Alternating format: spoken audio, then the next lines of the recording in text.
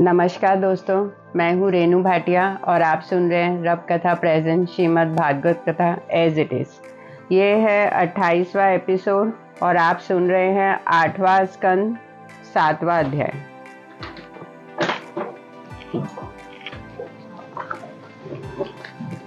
सुखदेव जी बोले, हे परीक्षित, जब परमेश्वर ने समुद्र के किनारे पहुंचकर देवताओं और दैत्यों को वासुकी नाग के लाने की आज्ञा दी, तब उन्होंने पाताल में जाकर वासुकी से कहा कि नारायण जी की आज्ञा से मंदराचल में तुम्हें लपेटकर समुद्र मथा जाएगा, सो तुमको बुलाने आए हैं, चलो।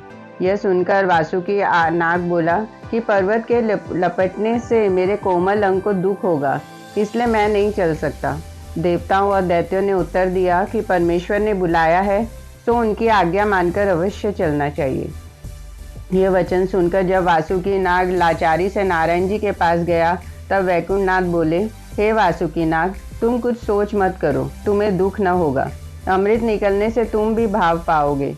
जब देवताओं और दैत्यों ने वासुकी नाग से पर्वत लपेटकर समुद्र में डाल दिया और मंदराचल पानी पर न ठहरकर डूबने लगा, तब देवताओं और दैत्यों ने परमेश्वर से विनय किया, हे महाप्रभु, पहाड़ पानी में डूबा जाता है, हमारा बल कुछ कम नहीं करता, समुद्र किस तरह मथे। यह वचन सुनकर नारायण जी ने कच्छप का रूप धारण किया। वह कच्छप रूप 1,00,000 योजन लंबा व चौड़ा था। उसने पर्वत को अपनी पीठ पर बिठा लिया। जब वह पहाड़ जल पर ठहर गया, तब भगवान जी ने देवताओं और दैत्य से कहा, क्या पहले तुम लोग गणेश जी की पूजन करो, जिससे तुम्हारा मनोरथ सिद्ध हो। गणेश जी की उत्पत्ति इस तरह हुई कि एक दिन पार्वती जी बैठी हुई महादेव को पंखा हाँकती थी। उसी समय उनके बालक उत्पन्न हुआ। पार्वती जी उस पर प्रेम से देखने लगी तो पंखा हाथ से गिर पड़ा। इस कारण शिवजी ने क्रोधित होकर एक त्रिशूल उस बालक को ऐसा मारा कि उसका सिर कटकर न मालूम कितनी दूर जा गिरा। यह दशा देखकर पार्वती जी ने कहा कि यह मेरा पुत्र था, तुमने क्यों मारा? जब फिर उसको जिला दो, नहीं तो मैं अपना तनु छोड़ दूंगी। यह वचन सुनकर महादेव जी बोले कि इस बालक का मस्तक बहुत दूर चला गया, वह नहीं आ सकता। उत्तर दिशा में सिर करके जो जीव मरा पड़ा हो उसका सिर ले आओ तो मैं उसे जिला दूं। खोजने से एक हाथी उत्तर को सिर किए हुए मरा मिला। उसे महादेव जी के गण ले आए। उस बालक के धड़ को वह सिर जोड़कर महादेव जी बोले, उठ बैठ। वह बालक उठ खड़ा हुआ। तब शिवजी ने उसका नाम गणेश जी रखकर ऐसा वरदान दिया कि आज से तीनों लोक में जिसका यह शुभ कार्य हो, वह प्रथम गणेश जी की पूजा पीछे दूसरा काम करे तो उसका कार्य अच्छी से तरह संपन्न होगा। उसी दिन से सब लोग गणेश जी को पूजते हैं। श्याम सुंदर की आज्ञा पाकर देवताओं और दैत्यों ने भी पहले गणेश जी की पूजा की। फिर नारायण जी की आज्ञा से देवताओं ने वासुकी नाग का सिर पकड़ा और दैत्यों ने पूंछ पकड़ने को कहा। तब दैत्य लोग अभिमान से बोले कि हम किस बात में तुमसे कम है जो अशुद्ध अंग पूंछ को पकड़े। यह सुनकर परमेश्वर ने देवताओं से कहा कि तुम ही लोग पूंछ पकड़ो। सो दैत्य लोग सिर व देवता व नारायण जी वासुकी नाग की पूंछ पकड़कर समुद्र को दही के समान मथने लगे। उस समय मंदराचल का घूमना कच्छप रूप भगवान को ऐसा मालूम हुआ था जैसे कोई पीठ पर खुजलाता है। जब दैत्य लोग समुद्र मथते समय वासुकी नाग का सिर खींचने लगे तो उसके फुफकार से ऐसी ज्वाला निकली कि उनका सिर जलने लगा। तब दैत्यों ने फिर चाहा कि हम लोग पूंछ पकड़े। उस समय नारायण जी बोले कि जो जब बात तुमने अपनी इच्छा से अंगीकार किया वह छोड़ना नहीं चाहिए।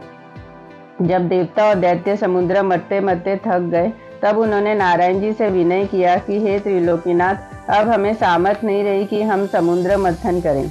यह वचन सुनते ही परमेश्वर ने कुछ अपना बल उनको देकर धैर्य दिया। तब वह लोग नवीन बल पाकर फिर समुद्र मंथने लगे। समुद्र से पहले ऐसा महाविष निकला कि जिसकी गर्मी पाकर समुद्र के सब जलचर व्याकुल हो गए। देवता और दैत्य ने भी घबराकर कहा कि हे वैकुंठनाथ, इस विष के रखने का कहीं ठिकाना कीजिए, नहीं तो हम लोग इसकी गर्मी से मरा चाहते हैं। तब भगवान जी बोले, इस गरल को महादेव जी के सिवा कोई और अंगीकार नहीं कर सकता, तुम लोग उनकी विनती करो। यह वचन सुनकर दैत्यों और देवताओं ने महादेव जी से हाथ जोड़कर कहा, हे महाप्रभु, इस विष से तीनों लोक के जीव जलकर मरना चाहते हैं, इसका अंगीकार कीजिए। तुम्हारे सिवा दूसरे में ऐसा सामर्थ्य नहीं जो इस विष की गर्मी को सह सके। यह बात सुनकर शिवजी ने विचार किया कि मैं वैष्णव हूँ, जो कोई दूसरे का दुख देखकर उसका नष्ट न निवारण करे उसे वैष्णव न कहना चाहिए, इसलिए इसका कष्ट छुड़ाना उचित है। यह सोचकर शिवजी ने पार्वती की ओर देखा। तब पार्वती जी बोली, हे स्वामी, देवता लोग शरण में आए हैं, जिनसे इनका कल्याण हो सो कीजिए। नारायण जी ने भी शिवजी से कहा कि ये सब लोग देव हैं, आप महादेव, इसलिए प्रथम तो जो वस्तु समुद्र से निकलती है वो आपको भेंट करना चाहिए, सो आप इसे अंगीकार कीजिए और सब जीवों का दुख हरना आपको उचित है।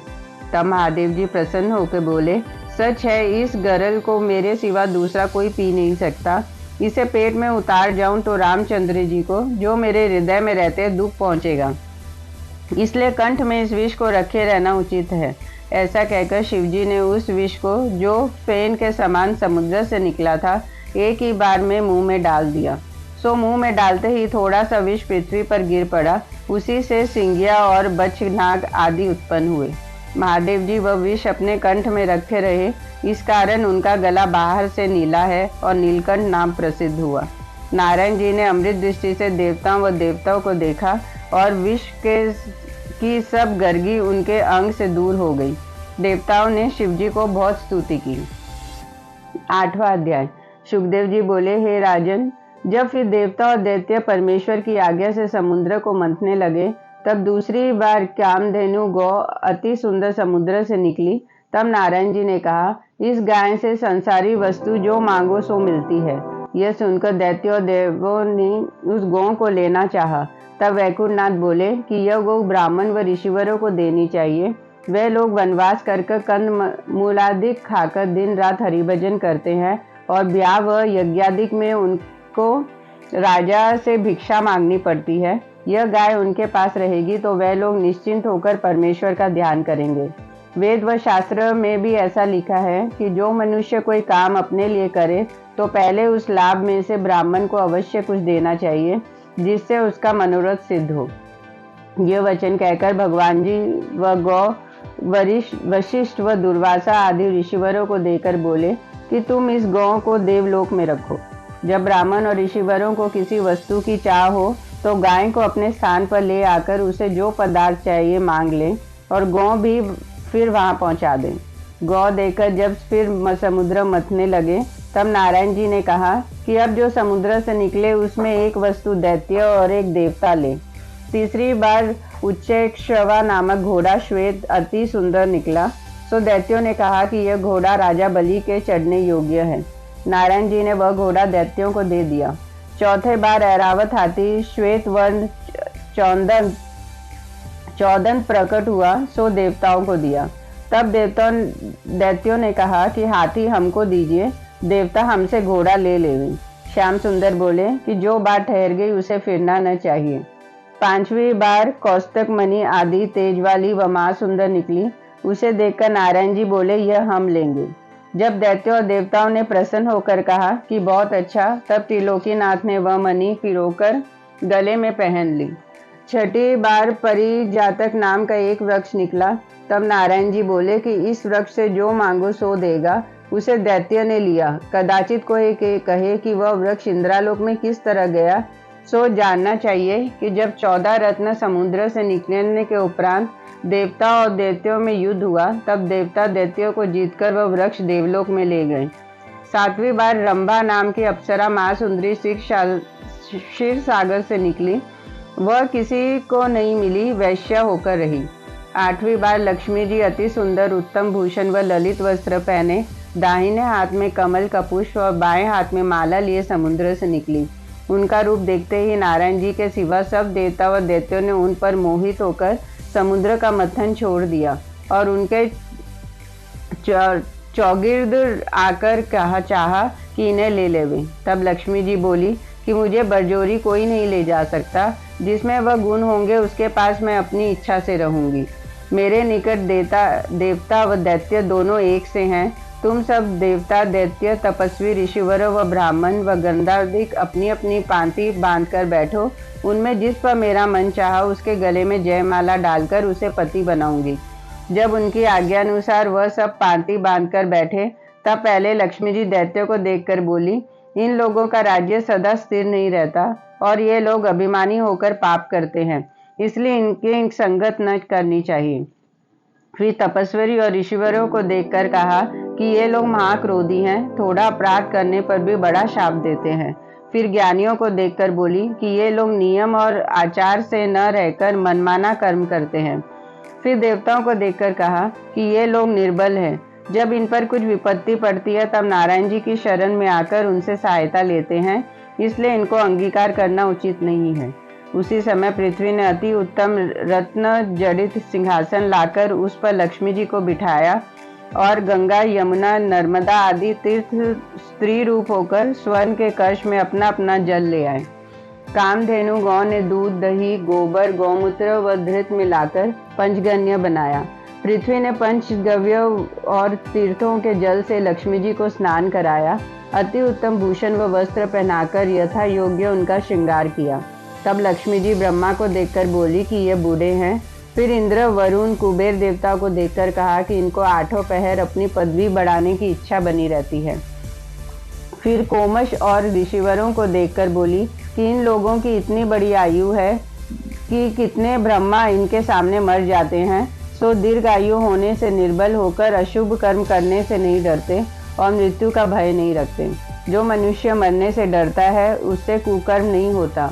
फिर लक्ष्मी ने नारायण जी के सम्मुख जाकर उनका रूप, तेज, बल व गुण देखकर कहा कि यह त्रिलोकीनाथ सब गुणों से भरे हैं, पर इनमें एक दोष इनमें भी है कि संसारी वस्तु की इच्छा व किसी का मोह नहीं रखते। इनकी कृपा व दया कुछ जप व स्मरण के अधीन नहीं है। देखो, उद्धव भक्त जो जन्म भर इनकी सेवा में रहा, उसको इन्होंने आज्ञा दी कि तुम बद्रिकाश्रम में जाकर तप करो, तब तुम्हारी मुक्ति होगी। और वह केवट जिसके कारण पैर में बाण मारा था, उसको विमान पर बिठाकर उसी समय वैकुंठ में भेज दिया। यह सब दोष होने पर भी इनमें उत्तम त्रैलोक्य में दूसरा कोई नहीं है, इसलिए मैं इन्हीं के चरण कमल दबाकर अपना जन्म सफल करूंगी। यह कहकर लक्ष्मी जी ने वही माला जो हाथ में लाई थी वैकुंठ नाथ के गले में डाल दी। तब भगवान जी बोले, तू 8 पहर हृदय में बसी रहेगी। यह देखते ही देवता व दैत्य ने अति हर्ष से कहा, हे लक्ष्मी जी, तुमने बहुत अच्छा किया जो नारायण जी के गले में माला डाल दी। उसी समय समुद्र में मनुष्य रूप होकर वेदानुसार लक्ष्मी जी का विवाह नारायण जी से कर दिया और विश्वकर्मा ने आभूषण, पृथ्वी ने मोतियां और रत्नों की माला, नागों ने कुंडल लाकर लक्ष्मी जी को पहनाया। ब्रह्मा और महादेव आदि देवताओं ने आनंद पूर्वक लक्ष्मी नारायण पर पुष्पों की वृष्टि की। देवता और दैत्यों ने बड़े हर्ष से दुदुग्नि आदि बजाया। इंद्र की अप्सराओं ने आकाश मार्ग से आकर नाच दिखलाया। गंधर्वों ने गाना गाया। उसी समय तीनों लोक में मंगलाचार हुआ। लक्ष्मी जी के दर्शन से देवताओं व दैत्यों के अंग में बल आ गया। फिर नारायण जी की आज्ञा से देवता और दैत्य समुद्र मथने लगे। तब नवी बेर कन्या रूपी होकर वारुणी समुद्र से निकली, उसको दैत्यों ने ले लिया।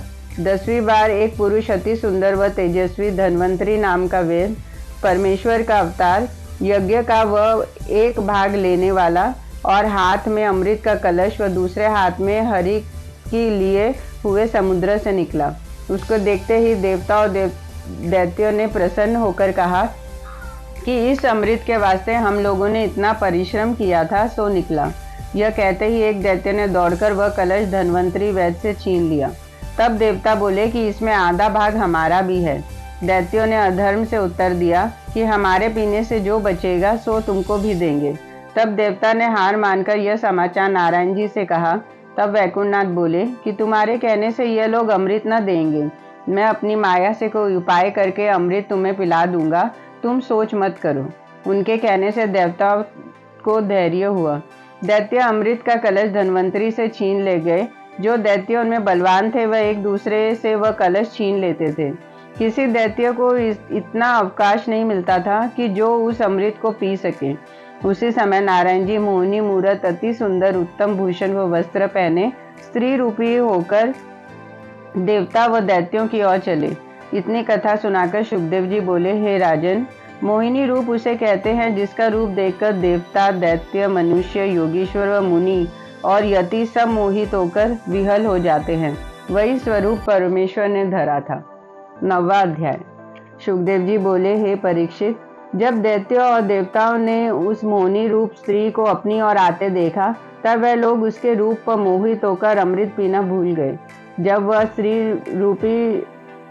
स्त्री दैत्यों की ओर कटाक्ष करती चली, तब उन्होंने अति प्रसन्न होकर आपस में कहा कि हमारा भाग्य उदय हुआ जो ऐसी महासुंदरी स्त्री, जिसके बराबर तीनों लोकों में कोई दूसरी स्त्री न होगी, हमारी ओर चली आती है। हम लोग अमृत पीने का झगड़ा जो आपस में करते हैं, उसे निपटाने के लिए इस स्त्री को पंच मानकर अमृत का कलश इसके सामने धर दे, जो वह सबको बांटकर पिला दे और उसे पी ले। आपस में झगड़ा अच्छा नहीं होता। यह सम्मत करके दैत्यों ने अमृत का कलश मोहिनी रूप भगवान को पास लाकर कहा, हे महासुंदरी, इस अमृत को पीने के लिए हम लोगों में विरोध है, इसलिए अपनी इच्छा से तुम्हें पंच मानकर चाहते हैं कि यह अमृत तुम अपने हाथ से बांधकर सबको पिला दो। जब मोहिनी रूप भगवान उनकी बातों पर कुछ ध्यान न करके आगे चले और दैत्यों ने उनके चरणों पर गिरकर अमृत बांटने के लिए अति विनती की, तब मोहिनी रूप ने दैत्यों की ओर देखकर मुस्कुरा दिया। वह मुस्कान देखकर दैत्य लोग अचेत हो गए। तब मोहिनी रूप भगवान ने दैत्यों से कहा कि तुम लोग मुझ वेश्या स्त्री से कहाँ की जान पहचान रखकर मुझे अमृत बांटने के लिए पंच बनाते हो। ज्ञानी को वेश्या का कभी विश्वास न करना चाहिए, और जो तुम अमृत बांट देने के लिए ऐसा हट करते हो, तो मेरे निकट अमृत निकालने में तुम्हारे व देवताओं का परिश्रम बराबर है। तुम्हारी प्रसन्नता हो तो मैं आधा आधा अमृत दोनों को पिला दूं, और तुम लोगों जो अधर्म से अमृत लेना चाहते हो, तो ऐसी झूठी पंचायत मैं नहीं करती। यह वचन सुनकर दैत्यों ने कहा, हे प्राण प्यारी, तुम सत्य कहती हो। हम लोग अधर्म से सब अमृत अकेले पीना चाहते थे। अब हमने तुमको अपना पंच जाना, इस कारण हम तुम्हारी आज्ञा पालन करेंगे और जो चाहो सो करो। जब मोहिनी रूप भगवान ने जाना कि दैत्य लोग अच्छी तरह हमारा वश में हो चुके हैं, तब दैत्य व देवताओं से कहा कि तुम लोग अपने स्नान करके पवित्र होकर अग्नि में आहुति दो और पृथक पृथक पंक्ति बनाकर कुश के समान पर बैठो और मैं अमृत बांटकर पिला दूं। जब मोहिनी रूप भगवान के कहने से देवता और दैत्य अच्छे अच्छे भूषण व वस्त्र पहनकर पृथक पृथक बैठे, तब मोहिनी रूप भगवान दैत्यों से बोली कि मैं पहले देवताओं को अमृत देकर पीछे तुम्हें पिलाऊंगी। दैत्यों ने कहा कि हमें तुम्हारा कहना सब अंगीकार है। यह सुनते ही मोहिनी रूप भगवान ने अमृत का कलश उठा लिया और देवताओं की पंक्ति में जाकर उन्हें अमृत पिलाया और दैत्यों की ओर तिरछी चितवन से देखना आरंभ किया। दैत्य लोग उसी चितवन के मद में मतवाले होकर अमृत का पीना भूल गए। जब मोहिनी रूप भगवान सब देवताओं को अमृत पिलाने के लिए पंक्ति के अंत में, जहाँ सूर्य व चंद्रमा बैठे थे, पहुँचे, तब राहु नामक दैत्य ने कलश देखकर विचारा कि इस स्त्री ने हम लोगों को अपने रूप में मोहित करके सब अमृत देवताओं को पिला दिया और देवताओं को अमृत पीने से निराश रखा। ऐसा विचार कर उस दैत्य ने अपना स्वरूप देवताओं के समान बना लिया और सूर्य व चंद्रमा के मध्य में बैठकर अमृत पिया। तब सूर्य और चंद्रमा ने चिल्लाकर मोहिनी रूप से कहा कि यह दैत्य है। जैसे ही यह वचन मोहिनी रूप भगवान ने सुना, वैसे ही बचा हुआ अमृत चंद्रमा पर गिराकर खुद सुदर्शन चक्र से राहु का सिर काट दिया। पर वह दैत्य अमृत पीने से प्रताप से नहीं मरा। उसका सिर व धड़ अलग अलग दो स्वरूप होकर उठ खड़ा हुआ। सूर्य और चंद्रमा ने मोहिनी रूप से कहा कि महाराज, अब तो इसे मत मारो। जितने टुकड़े इसके शरीर के होंगे, अमृत पीने से प्रताप से उतने स्वरूप होकर वह जीता रहेगा। यह सुनकर मोहिनी रूप भगवान ने राहु से कहा कि तूने देवता में बैठकर अमृत पिया, इसलिए अब तू दैत्यों का लक्षण व स्वभाव छोड़ दे। सूर्यादि का 7 ग्रहों के साथ रहकर अपनी पूजा किया कर। उसी दिन 9 ग्रह हुए। उसके मस्तक को राहु और धड़ को केतु कहते हैं। सूर्य व चंद्रमा के बतलाने से मोहिनी रूप भगवान ने राहु दैत्य का सिर काट लिया। इसी कारण वह शत्रुता रखकर अमावस्या के दिन सूर्य को और पूर्णिमा के दिन चंद्रमा को निगलना चाहता है, जिसको चंद्रग्रहण और सूर्यग्रहण कहते हैं। उस समय भगवान जी ने आज्ञा अनुसार सुदर्शन चक्र उनकी रक्षा करते हैं। इतनी कथा सुनाकर सुखदेव जी बोले, हे राजन, मोनी रूप भगवान ने देवताओं को अमृत पिलाकर सुदर्शन चक्र जो सूर्य व चंद्रमा की रक्षा करने के लिए छोड़ा था और आप अंतर्ध्यान होकर वैकुंठ को पधारे। त्रिलोकीनाथ ने यह विचार कर दैत्यों को अमृत नहीं पिलाया कि वह लोग अमृत पीने से अमर होकर संसारी जीवों को दुख देंगे। इनको अमृत पिलाना ऐसा है जैसे कोई सर्प को दुख पिलावे। 10वां अध्याय। सुखदेव जी ने कहा, हे राजन, अमृत निकालने से परिश्रम देवताओं व दैत्यों की बराबर थी, पर नारायण जी जिसको देते हैं वह पाता है। जिस तरह मनुष्य अपने लाभ के लिए बहुत उद्योग करता है, उसमें जिस पर भगवान की कृपा होती है वह अपना मनोरथ पाता है, नहीं तो परमेश्वर की इच्छा के बिना उनका सब परिश्रम व्यर्थ जाता है। वही दैत्यों की दशा हुई। हे राजन, जब मोहिनी रूप भगवान वहां से अंतर्ध्यान हो गए, तब दैत्य लोग चैतन्य होकर कहने लगे कि वह सुंदरी सब अमृत देवताओं को पिलाकर कहाँ चली गई। उन दैत्यों में जो बुद्धिमान थे, उन्होंने कहा कि अमृत का कलश तुम्हारे हाथ लगा था, तुम लोगों ने अपनी अज्ञानता से वह स्त्री का रूप में मोहित होकर उसे दे दिया। वह मोहिनी रूप नारायण थे, जिन्होंने देवताओं की सहायता करने के लिए हमें धोखा देकर अमृत ले लिया। यह समझते ही दैत्य लोग क्रोधित होकर देवताओं से युद्ध करने के लिए तैयार हुए। देवताओं ने भी लड़ाई की तैयारी की। देवताओं की ओर राजा इंद्र ऐरावत हाथी पर चढ़ा और चंद्रमा, सूर्य, वरुण, कुबेरादि सेनापतियों को अपने साथ लिया। वह लोग उत्तम भूषण व वस्त्र पहने व अनेक प्रकार के शस्त्र लिए रथ, गज, बाजा, विमानादिक पर बैठकर रणभूमि में आए। दैत्यों की ओर से राजा बलि अति उत्तम भूषण व वस्त्र पहनकर प्रयास नामक आकाशगामी विमान पर, जो मय दानव ने उनको बना दिया था, सवार हुआ। हयग्रीव, द्विमुर्गा, विप्रचिति, कालनेमी आदि अनेक सेनापतियों ने उत्तम उत्तम भूषण व वस्त्र पहनकर अनेक रंग के शस्त्र बांध लिए और बाघ, पक्षी, मछली और विमानादिक पर चढ़कर युद्ध में आए। उस समय दोनों सेना में मारू बाजा बजने और अनेक रंग के ध्वजा फहराने से ऐसी शोभा मालूम देती थी जैसे दूसरा क्षीर समुद्र वहां प्रकट हुआ। इतनी सेना दोनों ओर थी कि जिसकी कोई गिनती नहीं कर सकता था। देवता व दैत्य अपनी बराबर वाले घोड़ी को देखकर सवार व पैदल से पैदल लड़ने लगे। दोनों ओर से तलवार, चक्र, तीर, सांग व त्रिशूलादिक शस्त्र चलने लगे। राजा इंद्र और बलि से सांग, वज्र, त्रिशूलादिक अनेक प्रकार के शस्त्र से ऐसे संग्राम हुआ जिसमें रक्त नदी के समान बह निकली। शस्त्रों की घटा छा गई। तलवारें बिजली के समान चमकती थी। जब युद्ध में परमेश्वर की कृपा से देवताओं ने बहुत से दैत्यों को मार डाला और इंद्र ने मारे बाणों से राजा बलि को व्याकुल कर दिया, तब उसने सम्मुख लड़ने की सामर्थ्य न रहने से माया युद्ध आरंभ किया। अपना विमान आकाश में ले जाकर देवताओं की सेना पर शस्त्र, पर्वत, अग्नि, रक्त, पीप आदि वर्षाने लगा। नंगी राक्षसिया खड्ग व खप्पर लिए देवताओं की सेना पर आ पहुंची। चारों ओर से समुद्र का पानी चढ़ा आता दिखलाई देने लगा। यह दशा देखकर देवताओं ने घबराकर नारायण जी के सम्मुख करके उनको सहायता चाहिए। तब दीनदयालु अंतर्यामी अपने भक्तों का दुख देखकर उसी समय गरुड़ पर चढ़े और चतुर्भुजी रूप से शस्त्र धारण किया। देवताओं की सेना में आए और उन्हें धैर्य देकर बोले कि तुम लोगों ने अमृत पिया, मारने से निडर होकर दैत्यों के साथ लड़ो तो वह तुमको जीत नहीं सकेंगे। तब भगवान जी के दर्शन पाने और उनका धैर्य देने से सब देवता अधिक बल पाकर फिर दैत्यों से लड़ने लगे। नारायण जी को देखकर कालनेमी दैत्य बाघ पर चढ़ा हुआ उनकी ओर दौड़ा और एक त्रिशूल उन पर चलाया। तब वैकुंठनाथ ने वह त्रिशूल पकड़कर चक्र से उसका सिर वाहन समेत काट दिया। कालनेमी को मरा हुआ देखकर माली व सुमाली दैत्य ज्योति स्वरूप के सम्मुख लड़ने लगे।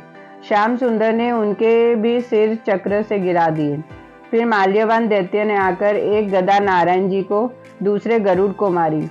महाप्रभु ने उसके भी मस्तक सुदर्शन चक्र से काट दिया। 11वां अध्याय। सुखदेव जी बोले, हे राजन, वैकुंठनाथ के आते ही दैत्यों की सब माया इस तरह जाती रही जिस तरह स्वप्न का दुख जागने से छूट जाता है। देवताओं को बड़ा भरोसा हो गया। राजा बलि व इंद्र से फिर सम्मुख युद्ध होने लगा। इंद्र ने कहा कि हे राजा बलि, तुम नटों के समान छल करके मेरा राज्य लेना चाहते हो। शूरवीरों की तरह सम्मुख होकर धर्म युद्ध करो। आज दैत्यों को मारकर सब दिन का बैर तुमसे लूंगा। यह वचन सुनते ही राजा बलि बोला, हे इंद्र, अभी 4 दिन हुए तुम हमारे सामने से भाग गए थे। आज ऐसा अभिमान तुम्हें करना उचित नहीं है। दिन किसी के सदा एक सा नहीं रहते।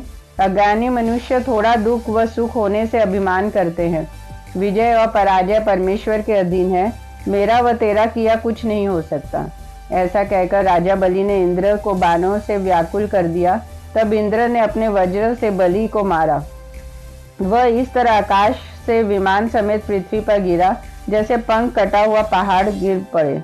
यह दशा राजा बलि के देखते ही यक्ष नामक दैत्य ने अपने वाहन बाघ को दौड़कर एक गदा इंद्र को और दूसरे ऐरावत हाथी के मस्तक पर ऐसे मारी कि वह हाथी व्याकुल होकर घुटने के बल बैठ गया।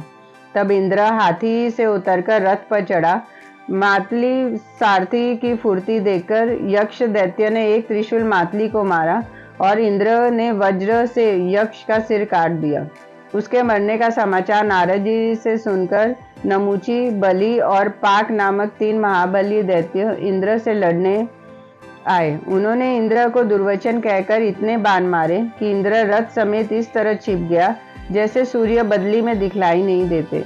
जब यह दशा देखकर देवता घबरा गए, तब इंद्र ने अपने वज्र से बलि और पाक दोनों दैत्यों को मारकर फिर वही वज्र नमुची पर चलाया।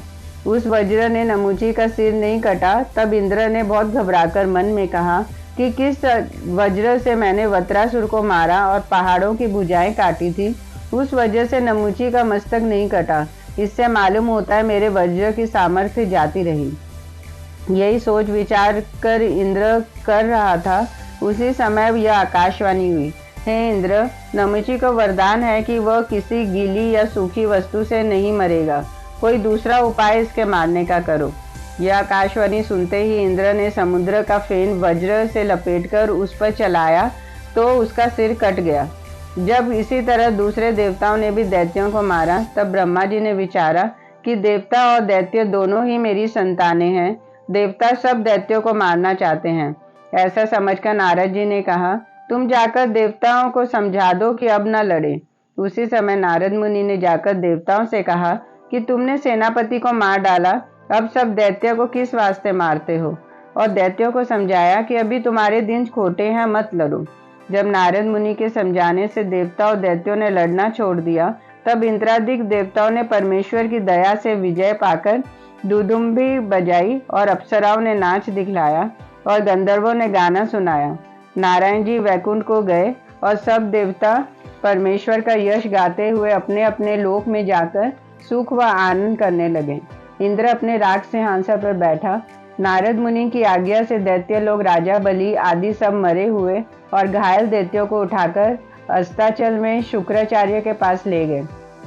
शुक्र ने संजीवनी विद्या से सब दैत्यों को जिलाकर राजा बलि को बहुत धैर्य दिया। राजा बलि ने हंसते हुए हाथ जोड़कर कहा, महाराज, आपकी दया से मुझे कुछ सोच नहीं है।